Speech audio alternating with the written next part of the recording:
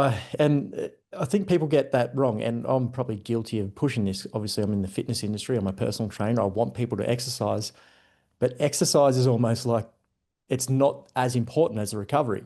And I think what a lot of people get wrong is they focus, they've got an hour for a workout. That's awesome. And you want to get as much out of it as you can. But then it's like, what are you doing outside the workout? Are you recovering? Like that's more important than the actual workout. And I think people sort of get that mixed up because people will have a great workout, but then they'll go back and sit at the chair, sit at the computer, eat some bad food, all that sort of stuff, and not actually recover and not get the benefits from the workout. And And yeah, it makes perfect sense. The Tanzanian absolutely. And, tribe. and Jack, to add to that, and then you bring up a great point is that, as a personal trainer, you're giving them this great workout experience and maybe you're pushing them and they've really, developed those micro tears in their muscles and then their body's sort of primed to grow now, right? Mm, But now that's the first part of the equation. Now, the second part of the equation is the recovery and the muscle growth, which is kind of on them, right? mm, And when we know that all these parameters, so part of it is sleep, which is where a lot of your muscle growth happens, a lot of where your growth hormone is released, right? We know that obviously keeping yourself in a mode where you are in an anabolic state, right? If you have a workout, for example, and you are stressed out for the next 2 days, right? With just doing things and then just stressing your body in terms of staying up late, eating inflammatory foods, whatnot, right? Your cortisol level is going to be high and you're going to have very little muscle growth because you just are not putting your body in an anabolic state. You just cannot, your body's not in that rest recuperate mode. It's in a stress fight or flight mode all the time. mm. And so, and you hit the nail on the head by saying that your job is just 50% what you do with the clients, but then they have to take care of the rest of the 50% in terms of the recovery. I like the generous 50%. I usually say 10%, and then I've got 90% to work on. Yeah, So yeah. let's go into food. How does food fit into this? And what should people So be thinking food, about? I would say many things to talk about that. We could do a whole Mm, podcast on this. yeah. Yeah. But from my perspective, and I would say the two big takeaways for food from my perspective. One is that we know that when we eat whole foods, that your mitochondria are optimized and that you have high energy. And when you have high energy, you can have high intensity in terms of performance, in terms of whatever you're doing. Okay. Let's say you're playing sports. Let's say you have a job that requires high performance. Let's say you want to work out with intensity. It's going to require energy. And what's driving that energy is really, are you eating in a way that promotes that mitochondrial health, that promotes that energy? And what I find is that when we're eating for our palate and not for our mitochondrial health, that's what we run into. And I'm not against eating savory and tasty meals. And I think that, you know, New Jersey has great pizza places, and if you come, you got to go to some of them, Jack. But that cannot be my norm, right? So I usually tell people to have a 80-20 approach. I would say Mm, that 80% of your week should have whole foods. And in fact, I even tell people when you design a plate, let's do it 80-20. Let 80% should be whole foods. Let's say you have greens and you have veggies and you have like legumes and other things, and then the 20% could be whatever you decide. Let's say something processed, food.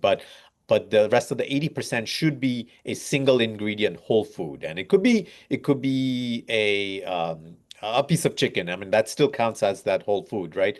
mm. But that 20%, we give you some play, put something that maybe is semi-processed or whatnot. But a general strategy like that, what it does is that because that 80% is whole foods, you're optimizing that mitochondrial health, you're optimizing your energy, that optimizes your intensity, performance into workout and everything like that. And when you skip on that, when you start eating many things that are inflammatory, okay, and let's say instead of that, you just ate a slice of just three slices of pizza, that was the meal. Now we've introduced a lot of, things in there in terms of like the cheese and everything like that that promotes inflammation may not be the most optimal thing, okay? Versus you could Mm. have a slice of pizza and then the rest of the 80% could be more whole foods, then you could, kind of enjoy the both. So I'd like to give people that leeway to because um, it's more acceptable and it's more something that it's more of a paradigm that people can stick with. I don't like to put people on a diet. I don't think a diet to me is a transient term. A diet means that, Mm. oh, I'm going to be on a diet and then at some point I'll be off the diet. Then I'll be back to myself again. So what's the point, right? Yep. Why don't we just have then more of a mindset and a paradigm shift that you can carry into your 80s and 90s.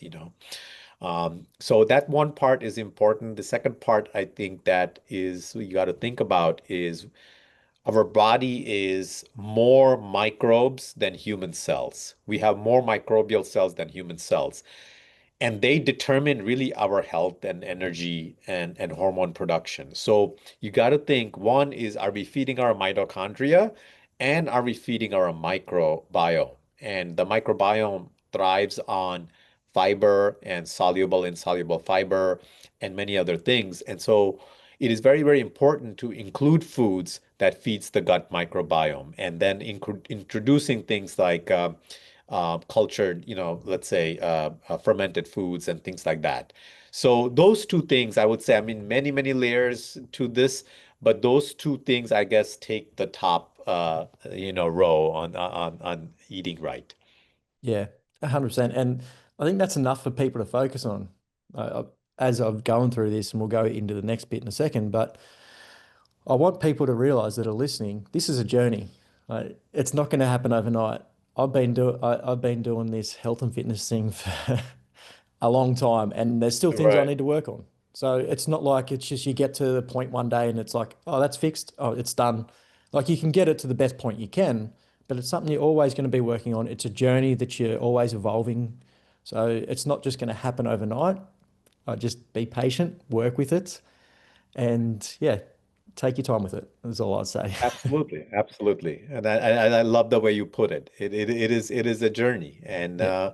we're building out these different layers, and I think that having don't have that diet mindset.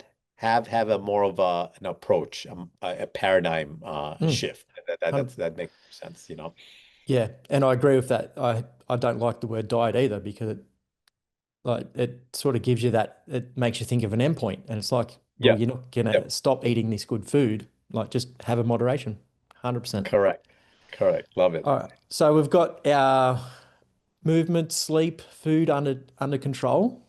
What should people be thinking about next?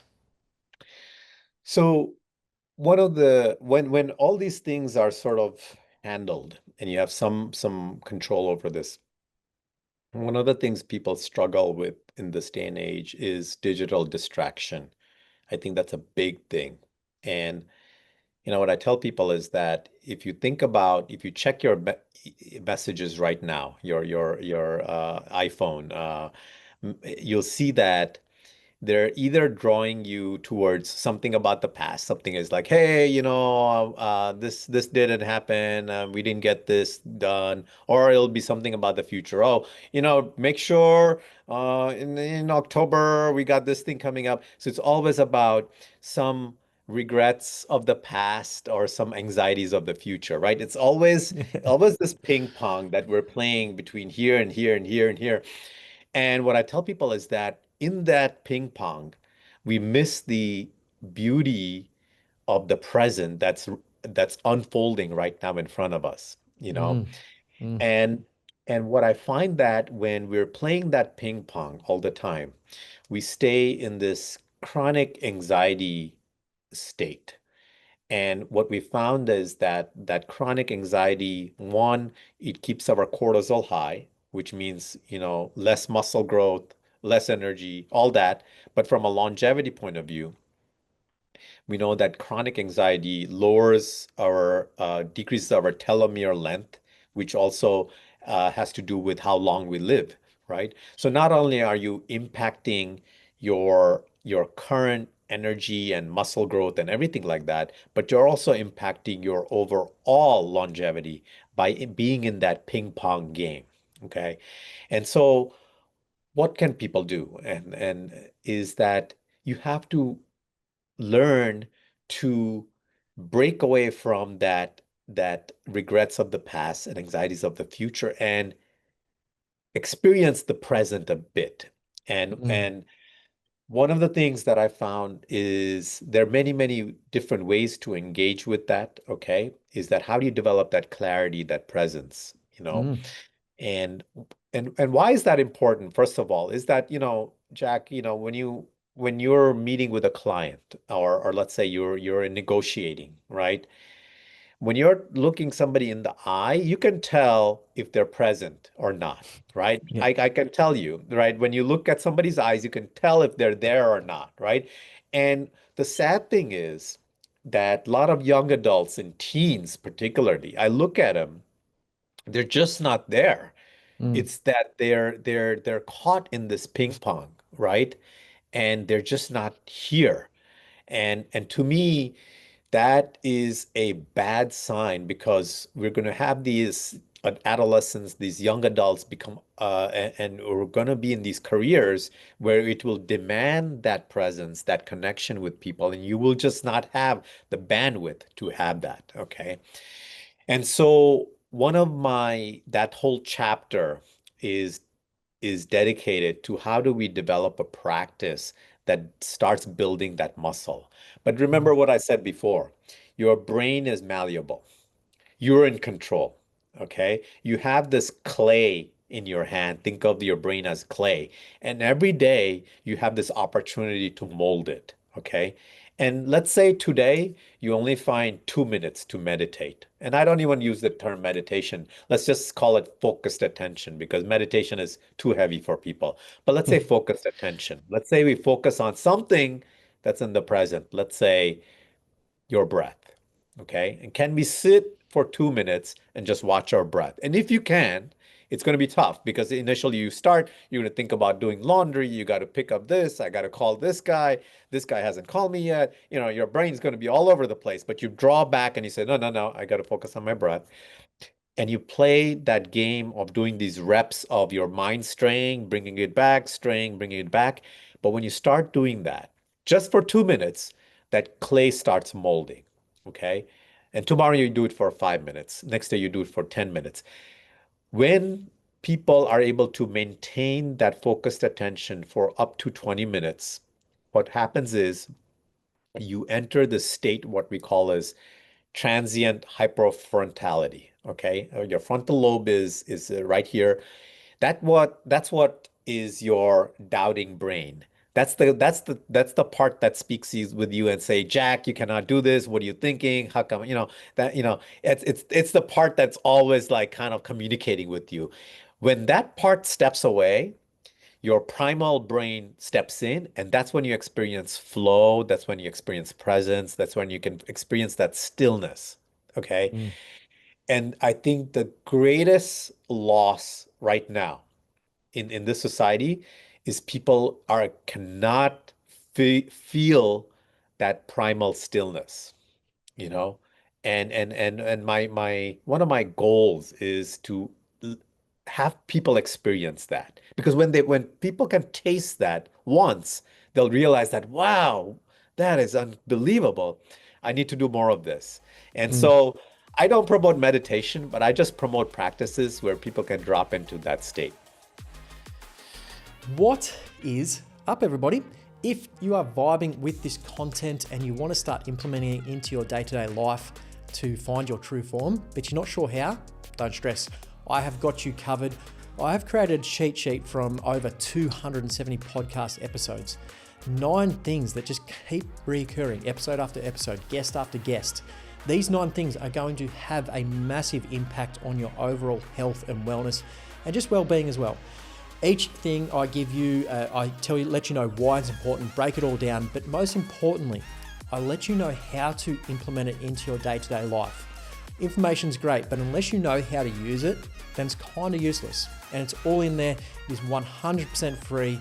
All I want you to do is just implement, find your true form, and start living a long, healthy, happy life. Check it out in the show notes.